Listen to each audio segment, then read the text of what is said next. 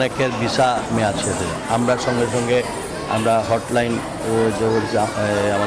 আমাদের কন্টিনিউয়াস আমাদের ministry of foreign affairs, আমাদের প্রবাসী কল্যাণ মন্ত্রণালয়, আমাদের সিভিল এভিয়েশন বিমান, আমরা মনিটরিং সেলের মধ্যে যখন এই যে সিলেটের মনে হয় 2জন না 3জন ডেড বডি এরা ডিটেলস দিছে, আমরা সঙ্গে সঙ্গে এমবেসিতে পাঠিয়েছি, তাদেরকে সেখানে মর্গে রাখা হয়েছে। এখানে কিছু প্রসেসিংয়ের ব্যাপার আছে, তাদের দেশের যে রুলস সেই রুলস অবজারভেশন করে আমরা আমাদের মিনিস্ট্রি এবং আমাদের ফরেন মিনিস্ট্রি এর মধ্য দিয়ে আমরা এগুলা নিয়ে আসি। আমরা ওইখানে যারা বিশেষ করে যেসব যুদ্ধ অবস্থা চলছে সেই সব আমাদের প্রবাসী কল্যাণ মন্ত্রণালয় এবং আমাদের এমবেসিগুলো মানে প্রতিনিয়তই মনিটরিং করছে এবং আমাদের সাপোর্ট গ্রুপ আছে প্রত্যেক মন্ত্রী থেকে এবং সরাসরি এই ব্যাপারে মনিটরিং করছেন আমাদের মাননীয় প্রধানমন্ত্রী জনাব তারেক রহমান সাহেব।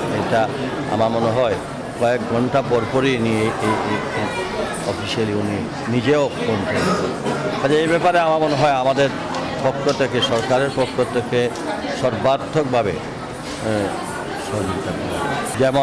যেমন অনেকের ভিসা মেয়াদ শেষ হয়ে যায়। আমরা সঙ্গে সঙ্গে আমরা হটলাইন আমাদের প্রবাসী কল্যাণ মন্ত্রণালয়, আমাদের এখানে বলা হয়েছে যে যারা বিশেষ করে ভিসা মেয়াদ শেষ হয়ে যায় বা এই ধরনের ফ্লাইট ক্যান্সেলের কারণে যদি অন্য কোনো প্রবলেম হয় সেগুলো আমাদের সঙ্গে যোগাযোগ। যেমন কিছুদিন আগে কুয়েতের 1 দিন বা 2 দিন ছিল, আরও আমরা সেটা মিনিস্ট্রির মাধ্যমে আমরা সেটা নিয়েছি। আমরা অঙ্গীকারবদ্ধ যে আমাদের পক্ষ থেকে যাদের ভিসার মেয়াদ শেষ হয়ে যাবে, যাদের যে কোনো আমাদের সামর্থ্য অনুযায়ী আমরা সবই করব।